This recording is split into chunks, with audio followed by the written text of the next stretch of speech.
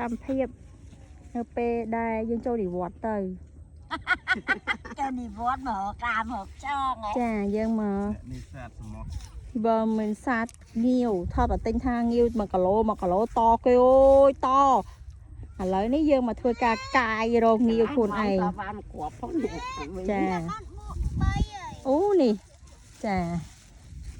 ថតថាអូសោះទៅអាឈាមអត់ឈាមវាមិនឥឡូវយើងមកកាយខ្លួនឯងតែម្ដង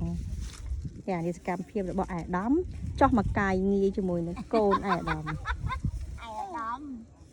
អាដាមរត់ទៅបងអើយបាត់កូនហើយបាត់ទៅហើយ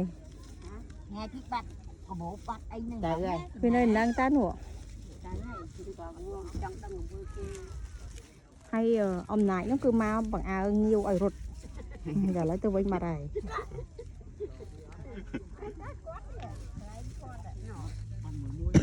អត់ទេមនុស្សកាយមកធូបឲ្យមិនបានមួយហ៎មកថ្មី នៅកាយបានច្រើនហើយឃើញនេះគេហៅកម្មវិធីនេះសាទងាវអូនោះ